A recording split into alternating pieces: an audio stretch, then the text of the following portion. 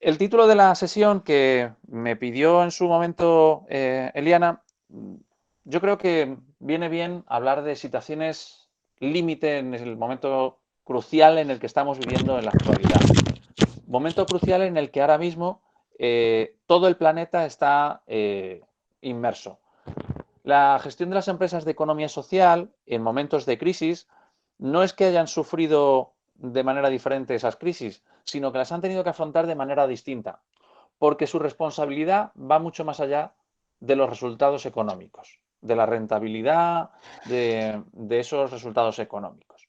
Porque su responsabilidad no solo está basada en los números, sino en las personas que lo conforman, en las personas que conforman esas empresas de economía social.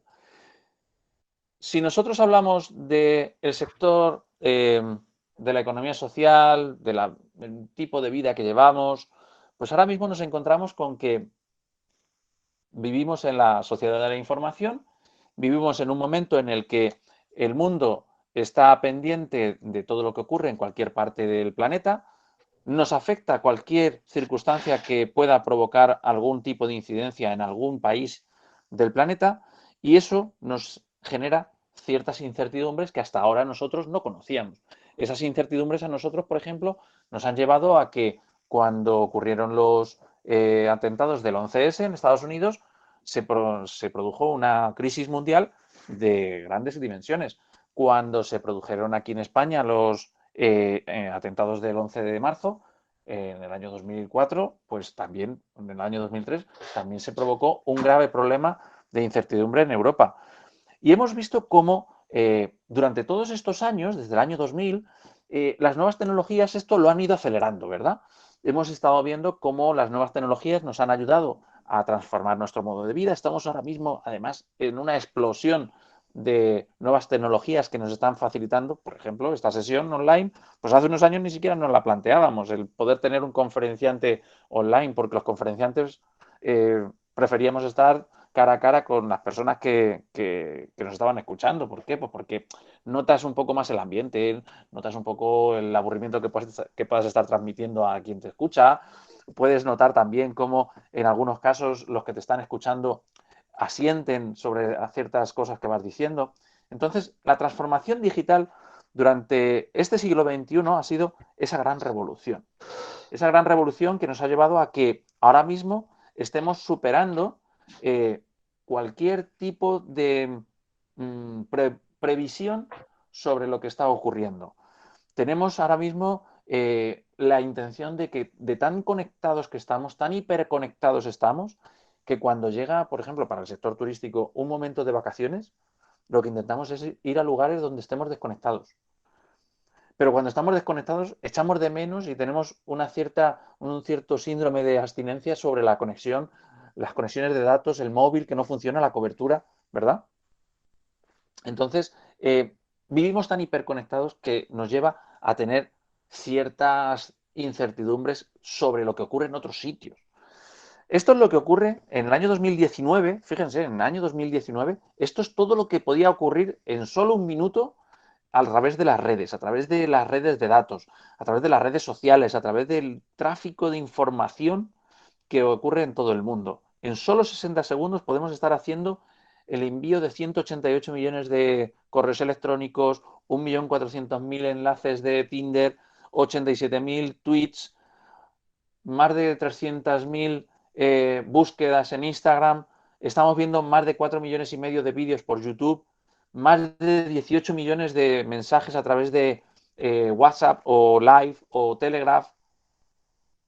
Fíjense la cantidad de datos de información que estamos generando en solo un minuto.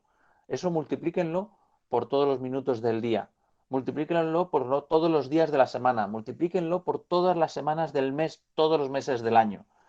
Toda esa información nos afecta, toda esa información nos genera certidumbres e incertidumbres. Por ello, hay muchos autores que dicen que en esta hiperconexión, al final, somos la sociedad de la información que más individuales nos estamos convirtiendo. Somos individualistas en nuestro entorno cercano. Por ello, las empresas de economía social son tan importantes, porque lo que hacen es generar un valor que es el de la cercanía, el del contacto con el entorno, el de la colaboración y dejar huella en los que están a tu alrededor. Y hablando de dejar huella, tenemos que tener en cuenta que el ser humano, el individuo, tiene por ya trayectoria en los últimos años, tiene una trayectoria por la cual se le está generando una conciencia, ¿verdad? Una conciencia en el que efectivamente somos conscientes de que estamos dejando una huella medioambiental bastante dura, en la que tenemos que ser cada día más responsables para que nuestros hijos, nuestros nietos puedan vivir y disfrutar del planeta que nosotros hemos podido vivir y disfrutar.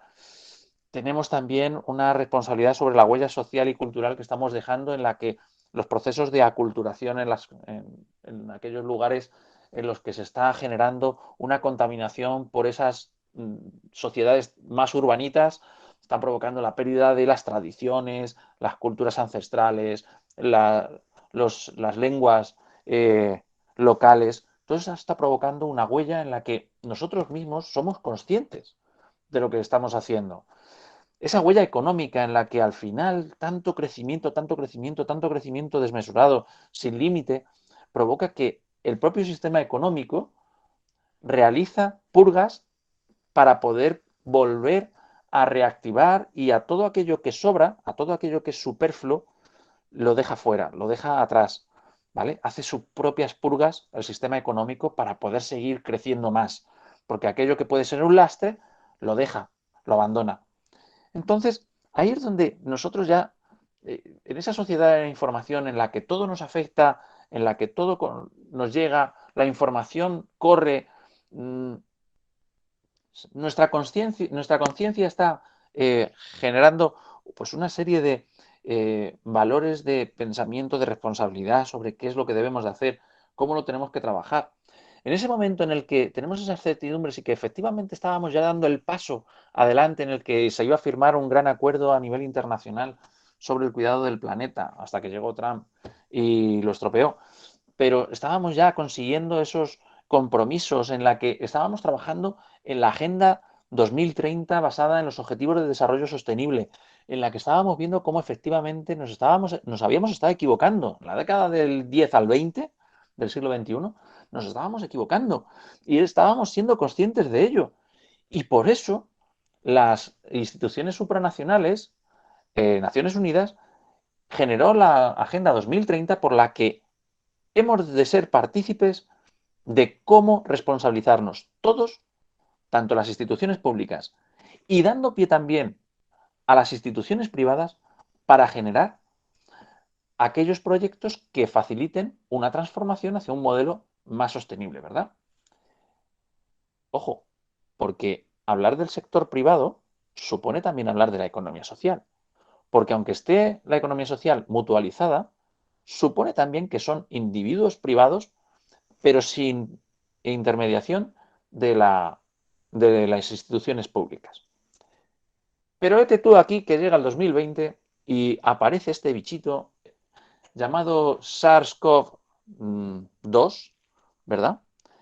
Más comúnmente conocido por el COVID-19, y amigo, todo aquello en lo que nosotros estábamos trabajando, esa labor de responsabilidad, cómo estábamos intentando ya conseguir trabajar esos objetivos de desarrollo sostenible, este pequeño bichito, este virus que nadie sabe de dónde ha salido, nadie sabe cómo se ha transmitido, nadie sabe cómo nos ha traído hasta esta situación en la que medio planeta o planeta y medio entero hemos estado encerrados en nuestros domicilios, que ha tirado abajo el sistema económico mundial, que ha ralentizado completamente las relaciones internacionales, que las ha tensionado hasta el punto de acusarse unos países y otros sobre la procedencia de ese virus. ¿Y cómo hemos conseguido, cómo ha conseguido este dichoso virus frenar todo y empezar a pensar que los objetivos de desarrollo sostenible de la Agenda 2030 ya no son suficientes? Ya no son suficientes porque nos dimos cuenta que estábamos equivocados, y a pesar de eso que habíamos puesto diferentes medidas para tratar de mejorarlo, para tratar de transformarnos, esa transformación no era suficiente. Este virus ha venido aquí a darnos un toque de atención, ha llamado a nuestras puertas y nos ha dicho: todavía no lo tenéis claro, tenéis que acelerar esto que os estáis empezando a quedar parados. Tenéis que acelerar esos procesos de transformación. Ha sido un buen momento, todos estos meses, bueno, perdón, hay mucha gente pensamos que no ha sido nada bueno. Todo lo que hemos vivido en los últimos 8 meses, desde el mes de marzo, aquí en España y en prácticamente todo el mundo, no ha sido lo mejor que hemos vivido en nuestras vidas. Ha sido la peor eh, experiencia que podamos echarnos la generación a la que yo pertenezco. Pero sí que ha sido bueno porque nos hemos tenido que parar a reflexionar sobre qué es lo que queremos ser y qué es lo que queremos hacer con nuestro planeta. Primero, nos hemos dado cuenta que tenemos que salir de esta. Y el sector científico se ha dedicado en cuerpo y alma a poderlos sacar adelante con la fabricación de las diferentes vacunas que ahora mismo se están fabricando. Segundo, el sector sanitario, que eso sí que se han dejado cuerpo y alma, salud y vidas para tratar de frenar el crecimiento de esa pandemia, tratar de cuidar y de sanar a todos aquellos que han sido posibles. ¿Hemos estado nosotros a la altura del sector científico y del sector sanitario? El resto. Ya no voy a poner ni sector político, instituciones públicas, ni sector privado, grandes empresas. ¿Hemos estado a la altura?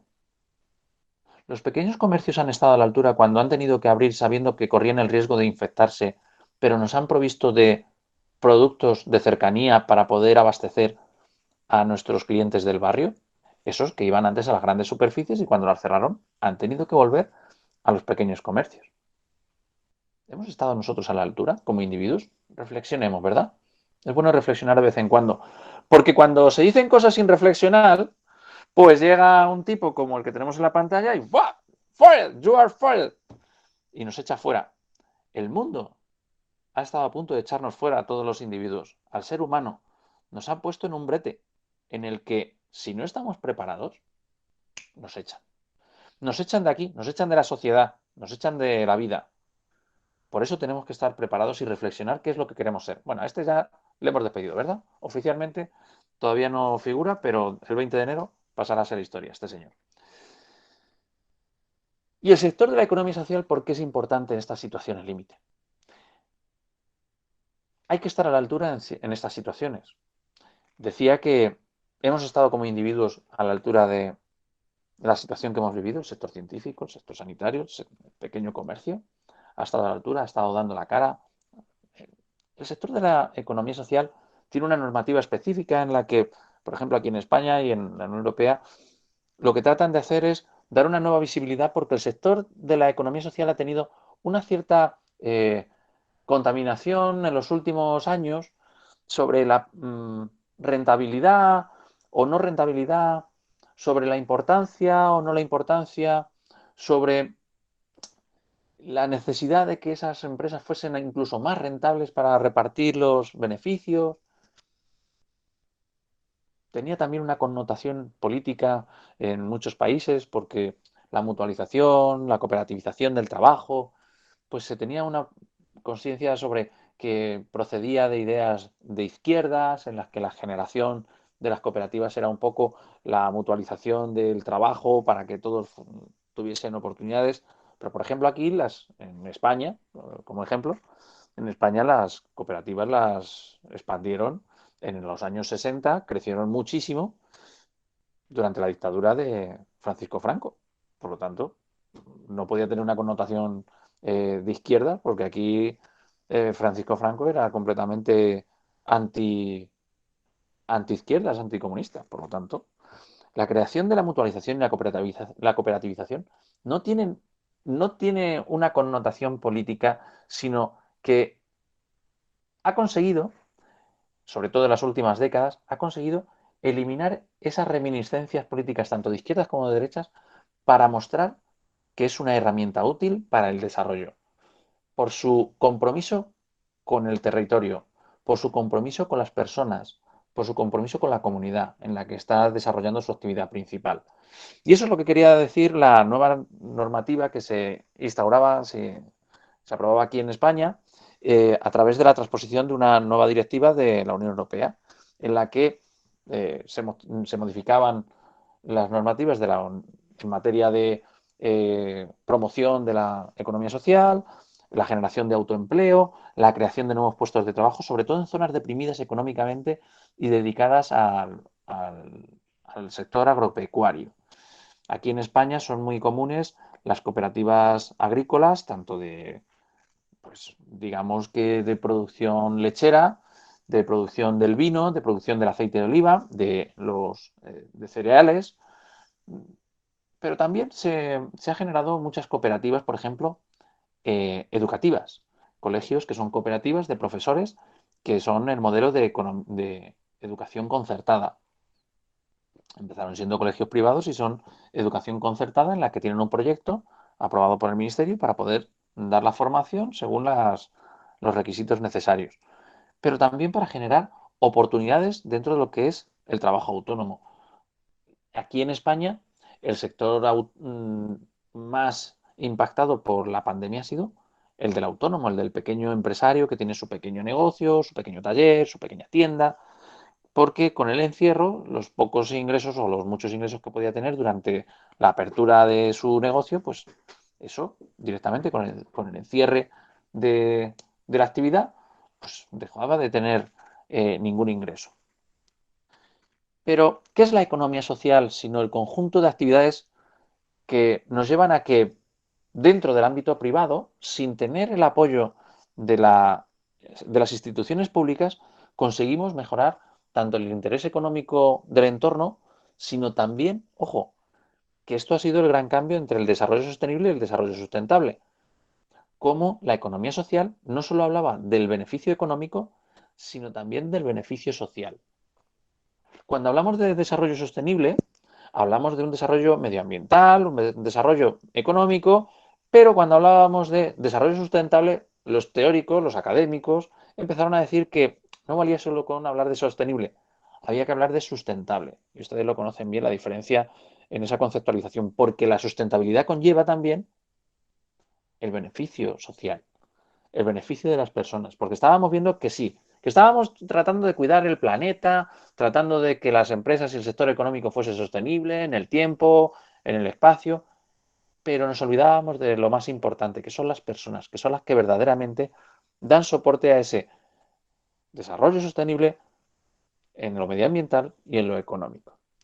En la economía social, como ven aquí en esta diapositiva, tienen ustedes los cuatro pilares fundamentales. Uno, en la economía social priman ante las personas que el capital. Cada persona que forma parte de una empresa de la economía social, de una cooperativa, por ejemplo, cada persona es un voto. Por ser un individuo, por sí solo es un individuo que tiene igualdad de condiciones que el individuo de al lado. No tiene mayor peso uno que haya puesto más capital, sino que es una persona, un voto. Los resultados vendrán en función del trabajo que se aporta por cada uno de los miembros de esa cooperativa, de esa empresa de economía social. Por lo tanto, el que haya aportado más capital sí que tendrá un mayor resultado, pero en cuanto a las decisiones no las toma el capital, las decisiones las toman las personas. El tercer pilar tan importante de la economía social es la promoción de la solidaridad interna, no solo con los miembros de la cooperativa, no solo con los miembros de la empresa de economía social, sino también con el lugar, con el territorio en el que está implantada esa empresa, esa entidad, con el desarrollo del entorno, con la igualdad de género, con el apoyo a los diferentes grupos que pueden estar en riesgo de exclusión. Pongamos por caso que las empresas cooperativas, dentro de lo que es el proceso de globalización, en el que las grandes empresas, las grandes multinacionales se han deslocalizado de los lugares en los que tenían sus centros de producción para ir a lugares en los que la producción era más económica por costes laborales, por costes tributarios. En cambio, las cooperativas no se han deslocalizado, se han quedado en su territorio. Se han quedado porque su responsabilidad era con la producción y el desarrollo y el crecimiento de su territorio, de la economía y del cuidado del medio ambiente y del cuidado de su propia sociedad, de su propia comunidad. Y por último, el sector de la economía social es independiente de los poderes públicos. Es un, es un sector, este tercer sector, es un sector que ha de ser promocionado y se pide que sea promocionado por el sector público, pero no tiene intervención y no está apoyado en subvenciones, por ejemplo. ¿De acuerdo? Tiene su propio sistema normativo por el cual se lleva a cabo la gestión, la normativización del funcionamiento de este tipo de entidades, pero no tiene un soporte económico de las instituciones públicas. Que hay personas del sector privado, de las empresas más mercantiles, de las más economicistas, que todavía piensan que es que la economía social, las empresas de economía social, viven por y para la subvención de los entes públicos. Y no es así. Decía anteriormente que los modelos más abundantes aquí en España sobre economía social son los que están dedicados al sector de la agricultura, el agropecuario, también la educación, pero tienen relación con diferentes elementos de diferentes sectores. Están implantadas, las empresas de economía social están implantadas en todos los sectores. Por ejemplo, las cooperativas de ahorro y crédito, ¿vale? Aquí en España se llaman las cooperativas de ahorro y crédito, las cajas rurales, que se llaman así porque son las que estaban en los entornos más agrícolas. Pero ahora mismo son como cualquier otro banco, eso sí, siguen teniendo su denominación y su normativa en función de cooperativa de ahorro y crédito. Están bajo el amparo del sector bancario, ¿vale? Por la legislación del sector bancario, pero son cooperativas en las que los socios son los que aportan el capital y luego tiene una actividad económica bancaria con respecto en competencia con los grandes bancos, con el BBVA, con el Santander, ¿de acuerdo? Las cajas de ahorros, que esas sí que tenían intervención pública, pero en otros sectores que no es el bancario, no es el agropecuario, no es el, por ejemplo, aquí hay muchas cooperativas de taxis en el que se cooperativiza el trabajo de los taxistas. Ustedes mismos allí en Colombia tienen un sector de la economía social bastante desarrollado en el que, por ejemplo, aquellas personas que han pertenecido al cuerpo del ejército, a los cuerpos y fuerzas de seguridad, tienen sus propias cooperativas para mutualizar los diferentes seguros de jubilación a aquellos que han tenido algún tipo de accidente o que han sufrido las consecuencias de la guerra que tenían con el narco, pues también han creado sus propias cooperativas para poder mutualizar los servicios sanitarios, de atención, de pues, todo aquello que es necesario para esos colectivos. Y esos colectivos no se deslocalizan, ¿de acuerdo? Eso sí, hay sectores que son más visuales que otros, son más visibles que otros, son más reconocidos que otros, son más... Pero ¿tiene que depender la efectividad de una organización del rendimiento que tiene o tiene que depender del rendimiento que da a los que le rodean? Tengan en cuenta que el sector de la economía social compite en igualdad de condiciones en los diferentes sectores en los que está implantada. Pero, eso sí, en la competencia, el sector de la economía social y estas empresas, que luego pasaré a describir, lo que sí que dejan claro es diferentes modos de llevar a cabo ese mismo trabajo. ¿Por qué? Pues porque tienen una forma peculiar, particular, de desarrollar sus diferentes creencias. Tratan de ir fuera de sus limitaciones morales, más allá de las situaciones y los eventos que están viviendo. Pero lo hacen desde el punto de vista de, como pongo aquí en esta diapositiva, la fidelidad a su territorio, la honestidad con sus clientes, la responsabilidad con su entorno, la lealtad con sus proveedores y el respeto hacia todo aquello que le rodea y sobre todo con las normativas. Son valores en los que en algunos casos el sector mercantil ha dejado un poco de lado, en el que el sector mercantil se le retuerce un poquito el colmillo y va al beneficio, a la maximización, al no dejar que el competidor pueda adelantarle, el impedir que haya una competencia limpia, en el saltarnos de vez en cuando alguna norma para tratar de tener una ventajita, ¿verdad? Pero hay que tener en cuenta que esos valores que nos ha inculcado o que tiene inculcados el sector de la economía social son aquellos que le van a permitir que efectivamente pueda ser sostenible, pueda durar en el tiempo y sobre todo sigan siendo importantes en aquellos lugares en los que llevan a cabo su actividad principal. Por ejemplo, para el desarrollo de esos lugares en los que están implantadas estas empresas, es muy importante las estrategias que llevan a cabo sobre las relaciones que tienen en función de los diferentes proveedores, los stakeholders con los que tienen que trabajar, como dicen en economía, ¿verdad? ¿Quiénes son a la hora de llevar a cabo una labor de un plan de responsabilidad social corporativa de una empresa? ¿Cómo es necesario desarrollar cuáles son los stakeholders, los diferentes actores con los que tiene que interactuar la empresa? En este caso, para la propia economía social, ya no son stakeholders como actores con los que se tiene que interactuar. No es que tenga que interactuar, es que interactúa directamente. Es que está dentro de su ADN, tener relación con los diferentes sectores con los que tiene que colaborar, con el patrimonio natural que le rodea, cómo cuida para que no se exploten en demasía los propios recursos. Otro sector en el que era muy importante la economía social, las cofradías de pescadores. Las cofradías de pescadores eran las primeras responsables en decir que no podían sobreexplotar los bancos de pesca, porque si sobreexplotaban los bancos de pesca, se quedaban sin su propia manutención.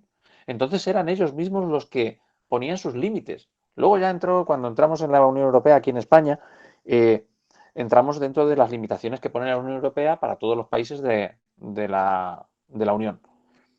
Pero los primeros responsables de que se mantuviera responsablemente el medio ambiente eran los propios de las cofradías de pescadores.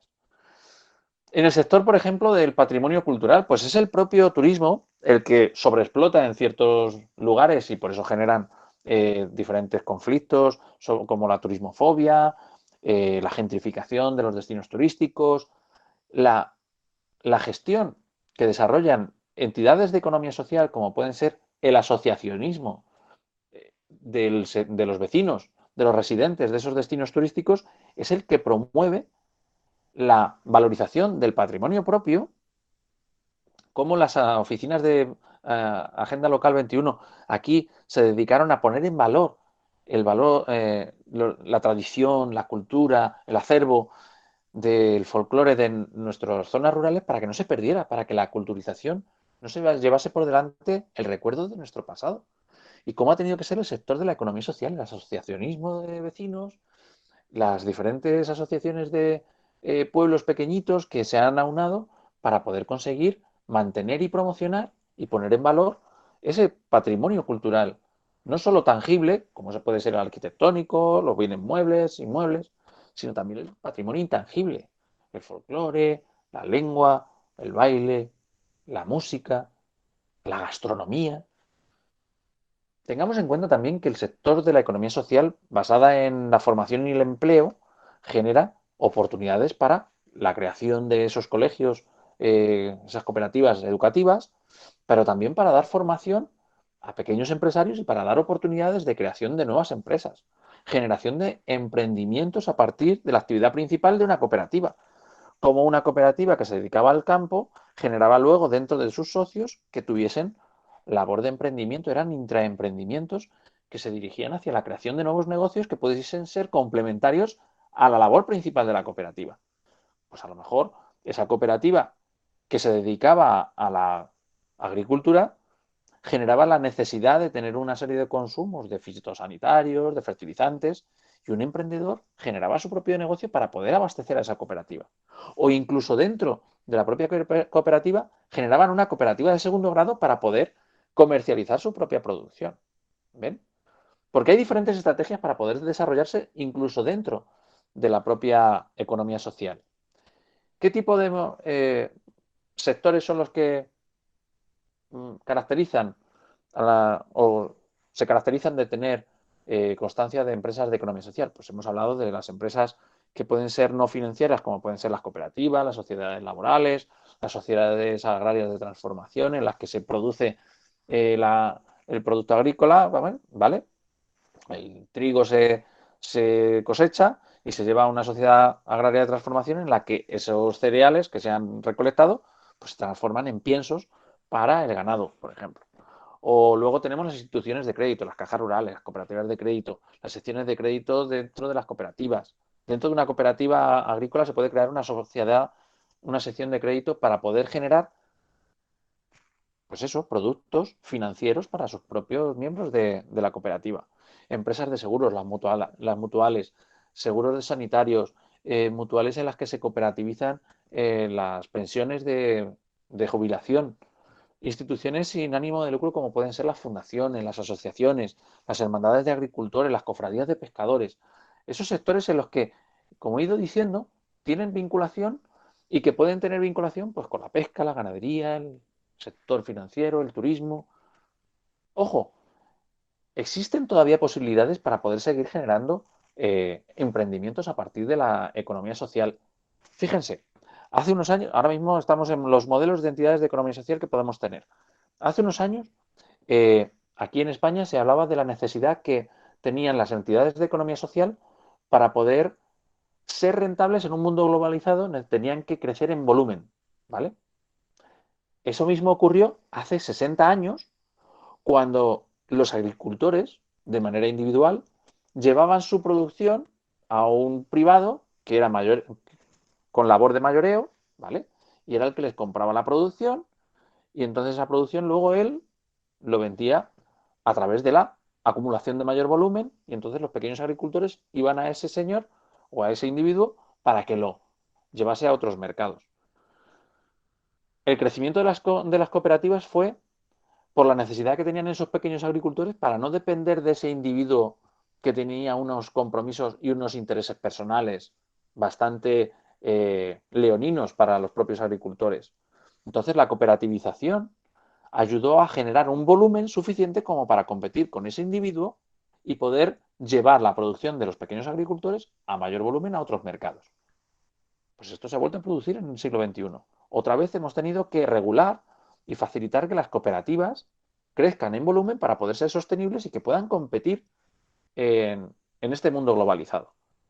¿Qué se ha hecho? Pues se ha facilitado las fusiones entre cooperativas para que esas cooperativas fuesen más grandes, porque cooperativas pequeñas pues no conseguían ser competitivas. Volvemos a generar nuevos volúmenes, más volumen para poder competir. Pero muchas de esas cooperativas ya tenían un patrimonio, tanto en terreno como en maquinaria, como en inmuebles, naves, centros de producción, en los que habían hecho grandes inversiones, habían cooperativizado esas inversiones. Entonces, ¿qué hacían con ese patrimonio? Muy sencillo. Eso puede ser ahora oportunidad de crecimiento, oportunidad de diferenciación, de diversificación de la actividad de la propia cooperativa. Entonces, ahí es donde entra, por ejemplo, mi labor de investigación me ha llevado a ver que hay oportunidades de generación de emprendimientos turísticos dentro de lo que eran las antiguas bodegas, bodegas en las que ya no se produce vino porque ahora se han centralizado en otro lugar, pues ahí quedan las antiguas vasijas en las que se hacía la fermentación del vino. Eso pues, se puede convertir en lugares visitables. Esos edificios se pueden reconvertir en atractivos turísticos, museos de enología, centros de interpretación sobre el vino, incluso en hoteles en los que se abre un pequeño hotel y un pequeño restaurante con la gastronomía típica de la zona.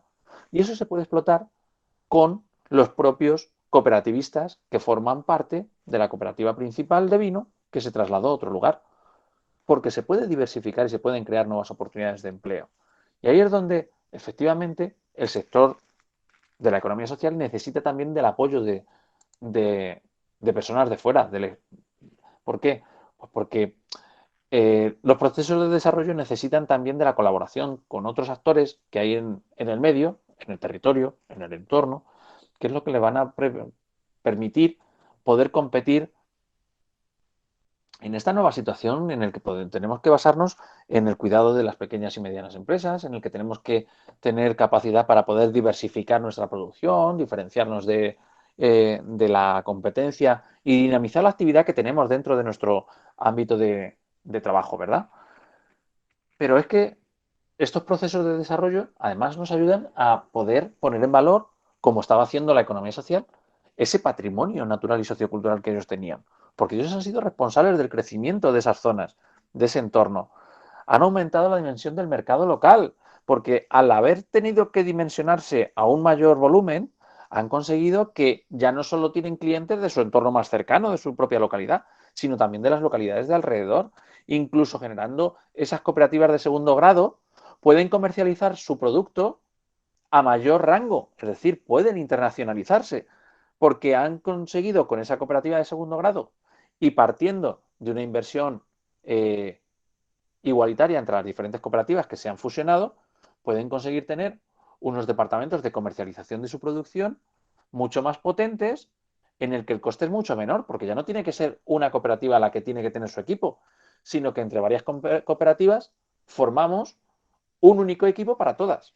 Y de esa manera conseguimos la comercialización de nuestra producción de manera mucho más potente y con unos costes inferiores.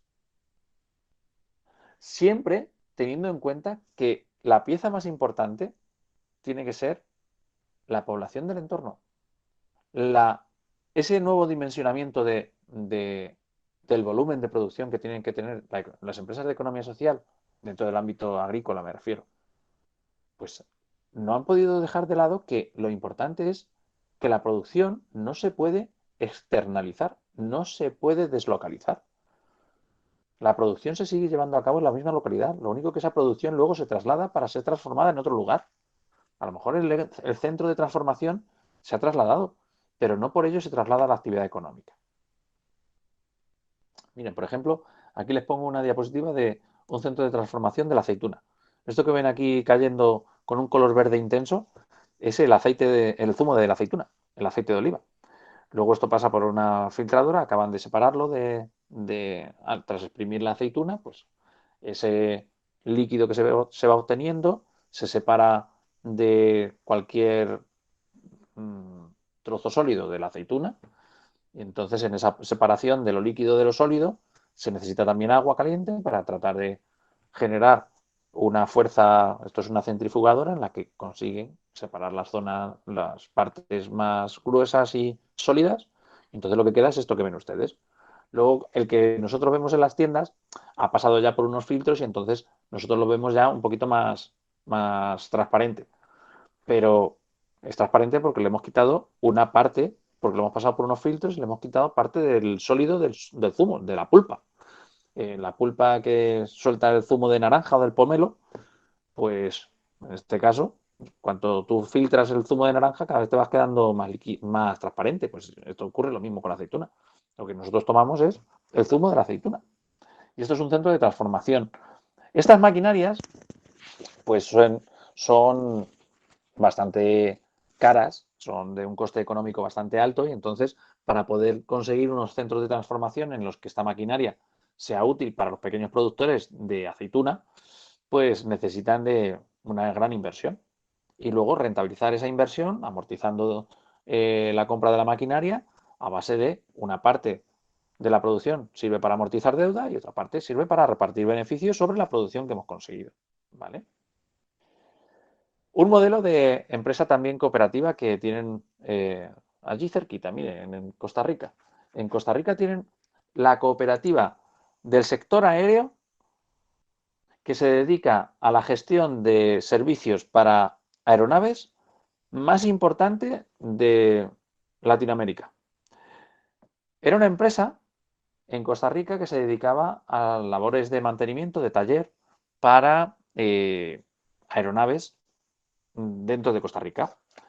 Llegó un momento en el que esa empresa pues va a la quiebra hace unos años y esta empresa que iba a la quiebra, los propios empleados pidieron a las autoridades quedarse ellos con la empresa en régimen de cooperativa. Entonces los propios empleados se hicieron patronos. Han conseguido ser la empresa que mayor número de aeronaves gestionan su mantenimiento en Latinoamérica. Y lo hacen 300 empleados que son patronos de su cooperativa. Incluso compañías aéreas norteamericanas utilizan la rotación de sus aeronaves para ir a Costa Rica, a San José, y durante la estancia que están en San José realizan el mantenimiento y la revisión que por normativa internacional de transporte aéreo tienen que llevar a cabo y lo hacen en el aeropuerto de San José y aprovechan la rotación de las aeronaves para que cuando les toca hacer la revisión pasen por estas instalaciones. Y es una cooperativa. Y es una cooperativa rentable.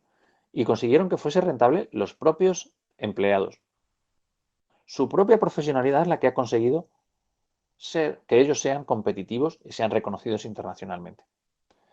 Mira, les pongo un ejemplo de aquí cerquita, en España, en Sevilla. En Sevilla, el teletaxi es una sociedad cooperativa limitada y que no tiene, la propia cooperativa no tiene un afán de lucro. Lo que tiene es un afán de cooperativizar el trabajo, de repartir el trabajo de manera equitativa entre todos los que forman parte de esa cooperativa. Ojo, que estamos hablando de 400 taxis. Que de los 400 taxis tengan en cuenta que cada uno de los vehículos, como son diferentes turnos al cabo del día, puede estar contando con unas 1.200 personas mínimo que trabajan o que forman parte de la cooperativa. Y la mayoría de los, para ser competitivos y para que tener una buena impresión ante sus potenciales clientes, los propios vehículos no son vehículos que se estén cayendo por la carretera, son vehículos de alta gama y vehículos híbridos porque ellos mismos tratan de demostrar que son responsables con el entorno y son vehículos que no contaminan la mayoría. Y los vehículos de alta gama son los que ahora mismo tienen unos regímenes de emisiones de CO2 inferiores que otros vehículos de gama inferior. O sea que ellos mismos tratan de diferenciarse en virtud de la responsabilidad con el medio ambiente. Y tratan de hacerlo desde un punto de vista en el que sus propios clientes se dan cuenta que es un servicio de calidad, porque el vehículo es de alta gama, y además saben que es un servicio cooperativizado en el que se reparte el trabajo del transporte de usuarios por Sevilla. Este grupo de personas que ven tan sonrientes, en estos momentos es uno de los más castigados económicamente por culpa del COVID. Estos son guías turísticos oficiales de Castilla-La Mancha, de mi región. Yo, si no lo saben, se lo digo yo. Yo vivo, mi lugar de residencia está en Toledo, en la región de Castilla-La Mancha, cerca de Madrid, de la capital de aquí de España, pero a una distancia pues, de unos 70 kilómetros. Y es una ciudad eminentemente turística. Tenemos un rico patrimonio monumental, un rico patrimonio histórico y cultural, y estos eran los que formaban parte de la Asociación de Guías Oficiales de Castilla-La Mancha. Tenían también una cooperativa en la que se repartían los grupos que venían de turistas nacionales e internacionales para poder enseñar la ciudad. Pero desde el cierre, en el mes de marzo, de toda actividad, el sector turístico es el más castigado. Estas personas llevan sin trabajar desde el mes de marzo, sin recibir ni un solo ingreso por su actividad económica. Ellos son el escaparate de los destinos turísticos. En cualquier parte del mundo, un guía oficial es el que la imagen, el que interpreta el patrimonio, el que interpreta la historia y se lo enseña a los clientes, a los turistas de un destino. Pues estos que son el escaparate y los responsables de que muchas personas hayan repetido la visita a ciertos destinos porque ellos son los que les han enseñado lo verdaderamente importante de un destino, son unos de los sectores más castigados en estos momentos porque su actividad es ahora mismo cero, pero cero total. ¿Y cómo podemos conseguir que esto vaya cambiando con la que estamos viviendo? Estamos viviendo en un momento en el que vivimos hiperconectados, nos basamos nuestra información, nuestra vida, incluso le preguntamos a Alexa o a Cortana o a aquellos elementos que tenemos en casa si verdaderamente queremos salir a la calle o no, si hace buen tiempo o no. Las tenemos incluso programadas para, si hace mal tiempo, no salgas, que hoy hace mal tiempo, hoy está nublado, va a llover, hace frío, hace calor. Ponte manga corta, ponte manga larga, ponte el jersey rojo con los pantalones vaqueros, ¿verdad? Incluso nos hacemos selfies para ver si para probarnos ropa sin tener que ir a la tienda. Que ya hay aplicaciones para podernos probar ropa sin tener que aparecer por una tienda de ropa, para no tener que entrar en el probador, ¿verdad? Tanta dependencia de lo digital nos está llevando a que creemos que estamos prosperando tanto en función de estas nuevas tecnologías, de estos avances de las nuevas tecnologías, pero vivimos en esta era del conocimiento, esta era del conocimiento en la que se ha globalizado todo, en la que podemos ir a por nuevos clientes, nuevos proveedores en cualquier parte del mundo, en la que para poder ir de un punto del planeta al punto más lejano de ese lugar, no hace falta ni más de 20 horas de vuelo directo, que ya se puede conseguir porque ya hay aeronaves que realizan vuelos de 21 horas sin realizar ninguna parada técnica y sin tener que repostar. Y poder llevar a cabo ese viaje tampoco supone una inversión económica tan grande como que tengamos que hipotecarnos media vida. Por ejemplo, el vuelo más largo del mundo que ha vuelto a entrar en funcionamiento ahora en noviembre, que dejó de funcionar durante la pandemia, es el Singapur-Nueva York. Y el Singapur-Nueva York suponían 20, 18 horas de vuelo. 18 horas de vuelo y para un billete te están cobrando como unos $800. ¿A que no es tan caro, verdad? ¿Y eso cómo se ha conseguido? Se ha conseguido con desarrollo tecnológico, porque la maquinaria ha conseguido ser más eficiente, consumir menos combustible, ser más autónomo y además consumir menos y ser menos contaminante. Por lo tanto, ser menos costoso el mantenimiento. ¿Vale? Decía un proverbio latino, ¿verdad? Que la prosperidad muestra a los dichosos, pero la adversidad revela a los grandes. La prosperidad a todos nos hace demasiado valientes, ¿verdad? Todos parecemos mucho mejores. Cuando van las cosas bien, todos vamos muy creciditos. Pero cuando vienen ya maldadas, ahí es donde tenemos que demostrar que efectivamente damos la talla o no damos la talla. Ahí es donde mmm, decía yo hoy, precisamente en la columna que escribo en el periódico, decía hoy que es el momento de mostrar que tenemos coraje. Que tenemos coraje porque ahora es cuando verdaderamente vienen los problemas. Ahora es cuando tenemos las mayores incertidumbres.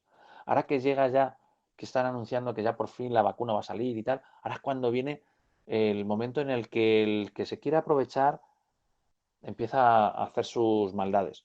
Ahora es cuando tenemos que mostrar coraje todos aquellos que buscamos el bien común, el que buscamos el bien del entorno, el que buscamos el desarrollo, el que buscamos la igualdad entre géneros, el que buscamos eh, que nadie quede atrás, el riesgo, aquellos grupos de riesgo de exclusión.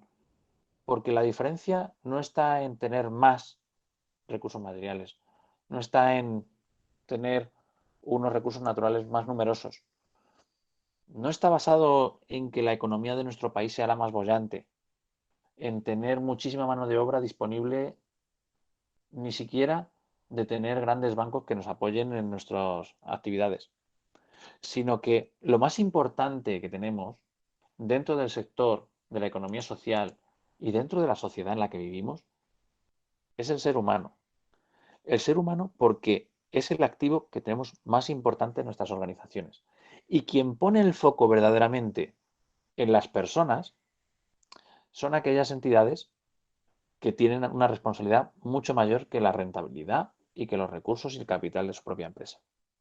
Estamos en una sociedad del conocimiento, en una era del conocimiento, en la que efectivamente tenemos mucho capital intelectual, mucho capital humano, mucho capital estructural y relacional, pero verdaderamente lo que nos da ventajas competitivas y que son sostenibles es el talento de las personas que forman parte de esas organizaciones. Porque somos las personas las que nos adaptamos, somos las personas las que somos flexibles, somos las que con nuestro conocimiento, nuestra formación, nuestro desarrollo continuo dentro de las entidades, somos las que verdaderamente le vamos a dar valor a esas empresas. Somos las que le vamos a dar sostenibilidad y somos las que creamos la ventaja competitiva. Porque aquellas empresas en las que el propio empresario y sus trabajadores no están motivados, no tienen una ventaja competitiva, tienen una dinámica, una inercia de trabajo. Pero si nosotros somos flexibles, aprendemos más rápido que el resto, nuestro talento lo ponemos a disposición del bien común que nos rodea. Esa ventaja competitiva a nosotros nos va a permitir ser mucho más sostenibles en el tiempo. Porque si nosotros somos capaces de ser más sostenibles en el tiempo, vamos a poder marcar diferencias con nuestra competencia. Y el sector de la economía social marca la diferencia basándose en la innovación. Porque la innovación ya ni siquiera es una innovación que se pueda tangibilizar en maquinaria. No, es un activo completamente intangible en el que si nosotros somos capaces de innovar, eso no nos lo van a poder quitar. Nadie lo puede comprar. Esa capacidad de innovación nadie la puede tener si tú no tienes el talento para poder llevar a cabo. Y eso solo lo llevan a cabo las personas, no lo llevan las máquinas. Ojo, porque dependemos tanto de las máquinas que nos olvidamos que quien verdaderamente da la tecla para que esa máquina funcione son las personas. Las economías dependen de las personas, pero el que marca mal la tecla sobre las decisiones que se toman es el que comete el error. Las máquinas nos pueden ayudar a tener más información para que las decisiones que tomemos tengan unos rangos de error mucho más bajos. Pero quien toma la decisión al final es el ser humano.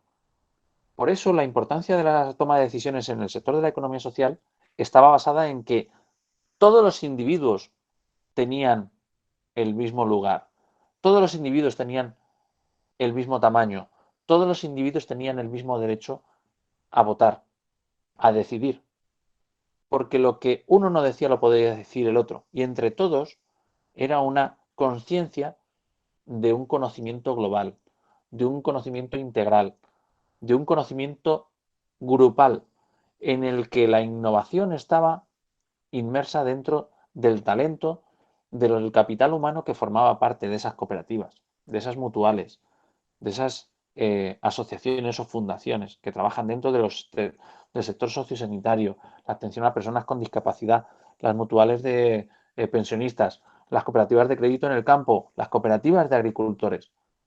Las personas son las que tomaban la decisión. La tecnología nos permite que esas decisiones sean cada vez más acertadas. ¿Que tengamos menos riesgo de error? Vale, nos ayudan. Pero al final las decisiones las tomamos los seres humanos. Porque las máquinas no generan innovación. Las personas somos las que generamos esas innovaciones y esas innovaciones son las que nos traen las ventajas competitivas. Y solo, como decía Michael Porter, que esto no es mío, esto lo decía Michael Porter, las personas y solo las personas pueden innovar. Y la globalización y la competitividad no es solo de las instituciones públicas, sino que necesitan de las empresas para poderlas tangibilizar, para poderlas llevar a cabo. Quiero finalizar con una breve expresión, una cita de Pralad y Hamel, que decían que el dinero no es el combustible que requiere un viaje hacia el futuro, sino que la energía emocional e intelectual de los seres, de los individuos, de las personas, de todos los que hacen los que forman parte de las organizaciones, ese sí que es el verdadero combustible que nos va a llevar a tener un futuro mejor, un bien común, un desarrollo local que sea sostenible en lo medioambiental, en lo económico y en lo social. Y si no lo hacemos así, tengan en cuenta que puede pasar todo lo que se pueden echar a sus espaldas. Muchísimas gracias por su atención y me pongo a disposición, como había quedado con Eliana, por si alguno pues ha mantenido la concentración durante toda esta hora y me ha estado escuchando, pues me pongo a disposición para poder responder cualquier tipo de pregunta, duda o entrar en debate durante el tiempo que deseen. Muchísimas gracias, doctor Ignacio. Claro que sí, que todos estuvimos súper atentos a tu charla, muy interesante, muy entretenida también. Esos casos que tú nos expones súper interesantes y coincidimos también acá en Colombia que el sector del turismo también ha sido muy golpeado con esta contingencia que estamos viviendo. Entonces ya pues el gobierno también está proponiendo estrategias para volver a reactivar este sector, pues que es muy importante también dentro de la economía, ¿no? Y pues muy interesante que tú nos plantees y que los estudiantes también tengan esa mirada hacia las organizaciones de economía social, ¿verdad? Porque a veces nos encasillamos solamente a estudiar las empresas como tal de economía lineal, digámoslo así, de capitalistas, Sí, más mercantiles. pero muy pocas veces tenemos la oportunidad. Exacto, de tener esa con la misión y la filosofía de nuestra universidad, la del Minuto de Dios, porque nosotros tenemos ese enfoque social, ¿no? Y hemos venido también trabajando en investigaciones y que ojalá pues sigamos contando contigo, podamos hacer de pronto alianzas en temas de investigación, ya que pues tú eres súper experto en estos temas y algunos profesores también han estado trabajando el tema del turismo. Por ejemplo, acá está el profesor Iván Medina, él es un profesor que ha estado ahí muy activo en el chat y que él está hoy en día investigando mucho sobre el tema de turismo. Él nos hace acá unas apreciaciones que te las voy a leer acá en el chat. Entonces él nos dice, la incertidumbre se incrementa dados unos patrones y frecuencias de amenazas naturales, desafíos sin precedentes, sumada a la perturbación ocasionada por la degradación de la ecología, conflictos internos, pandemias como la observada actualmente por el SARS-CoV-19, bueno, CoV-2, crisis financieras y un largo, etcétera. Bueno, nos dice la gestión por interdependencia es el objetivo primordial de una estrategia colectiva. Efectivamente. Efectivamente, la estrategia colectiva de la economía social es lo que le permite ser competitivo en estos momentos y lo que le permite que por su capacidad de contacto con el entorno, con la comunidad en la que está desarrollando su actividad, es la que le permite ser tan proclive al desarrollo. Okay.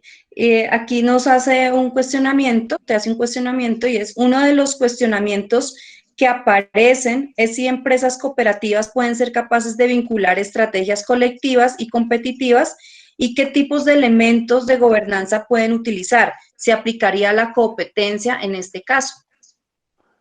Claro, efectivamente, porque tengan en cuenta que el sector de la economía social se encuentra con que ha tenido que batallar en escenarios en los que estaba prácticamente sobreviviendo dentro de su entorno local y con mercados locales y se ha encontrado con que de pronto ha tenido que competir y abrirse a todo el mundo, a todo el planeta. La globalización le ha afectado de tal manera que su escenario de competencia se ha multiplicado de manera exponencial en un breve periodo de tiempo. Entonces, efectivamente, tenemos que valorar si efectivamente las estrategias que tenían las cooperativas cuando llevaban a cabo esa toma de decisiones hace unos años eran válidas ahora. Y han sido válidas porque ellas mismas han visto la necesidad de aunarse, fusionarse, para incluso ser sostenibles, creando ese volumen para poder ser competitivas con respecto a ese escenario tan voraz como el que estamos viviendo por tema de la globalización. Claro, pero ese escenario tan voraz nos hemos dado cuenta con la pandemia, como decía anteriormente el remitente desconocido que me aparece a mí en el chat, efectivamente, por una pandemia hemos visto que la deslocalización de los sistemas productivos en lugares alejados, cuando ha habido un cierre total del transporte, de la logística, ha provocado un desabastecimiento que supone problemas y mermas en la competitividad de países enteros, en los que hemos basado nuestra economía en un sistema de reducción de costes, trasladando los modelos productivos y los sistemas productivos fuera, y cuando hemos tenido necesidad de llevarlo a cabo nosotros, no hemos estado abastecidos porque no era nuestro, dependía de terceros. Entonces, efectivamente, ahí es donde entra que nos hemos dado cuenta que tenemos que reflexionar sobre que tenemos que corregirlo, que ahí es donde tenemos que mejorar esas labores de gobernanza en las que tenemos que colaborar, sector público y privado, en el que se vea que hay sectores estratégicos que no pueden ser eh, permeables a cualquier cambio que pueda tener la sociedad. Entonces tenemos que tratar de impermeabilizarnos a esas incertidumbres que tiene el futuro. Ok, muchas gracias, doctor.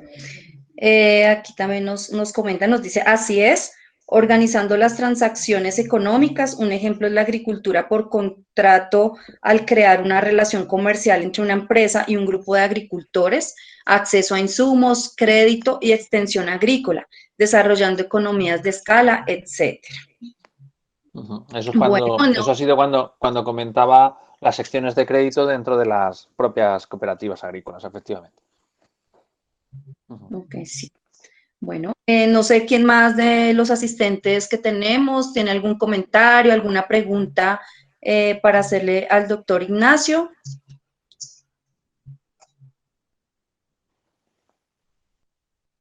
Creo que no tienen preguntas. Creo que todo quedó bien entendido. Bueno, dice Gabriela, nos dice exactamente, se debe reforzar políticas que prevean escenarios de contingencia, evitando que los países presenten las dificultades para sostenerse económicamente como se ve hoy en día. Eso es. Comentario Exacto. que nos hace. Muy bien, muchísimas gracias, Gabriela. Efectivamente, tienes toda la razón. Tenemos que estar en esos escenarios y nosotros también como individuos que estamos en esta sociedad también tenemos que ser proclives a ser partícipes de lo que está ocurriendo. O sea, no podemos dejar de lado que sin nuestro apoyo esos pequeños productores, esos pequeños empresarios que están en nuestro barrio, en nuestros pequeños pueblitos, pues nosotros tenemos que darles el aporte de ese valor añadido que ellos están generando en la cercanía de nuestro lugar habitual de residencia. Y en Uniminuto estamos precisamente trabajando y haciendo fortalecimiento organizacional. Los estudiantes de práctica también hacen fortalecimiento organizacional en esos micronegocios. Estamos también haciendo investigaciones sobre micronegocios, tenderos, bueno, esa población que tanto apoyo necesita también desde la academia, ¿no? Y bueno, acá tenemos una pregunta de Juliet que nos dice, ¿es posible que un país se sostenga a base de una economía social? Pues mire, Juliet, si hablamos de utopía, podría ser llevado a cabo e incluso pensar que la mutualización de los sistemas productivos podrían llevar a un pleno empleo, una productividad suficiente para que todos tuviésemos aquellos elementos básicos para poder vivir, ¿no? Lo que ocurre es que en el mundo en el que vivimos es utópico pensar que todos vamos a poder obtener el mismo rédito realizando una labor en la que en algunos lugares el esfuerzo puede ser mayor o menor en función del puesto que te toque. ¿Y quién es el que otorga ese puesto? Entonces ahí es donde viene ya la discusión sobre economía más capitalista y economía más comunista, ¿verdad? Yo creo que el equilibrio es bueno en todo y la libertad de poder elegir con quién vas a tener una relación mercantil o una relación comercial, creo que es la principal ventaja que podemos tener en el mundo globalizado en el que estamos viviendo. Poder elegir entre un modelo en el que tú sabes qué valores se están generando a través de una producción, a través de los modelos de empresas de economía social, tú sabes el impacto que tiene tanto económico como social, como medioambiental, una empresa de economía social en un pequeño territorio, y qué impacto tiene una multinacional que genera muchos empleos en diferentes puntos del planeta, que generan un rédito económico en diferentes partes del mundo. Por lo tanto, la importancia que hay aquí es que podamos elegir y seleccionar qué modelo de empresa es con la que queremos tener una relación comercial.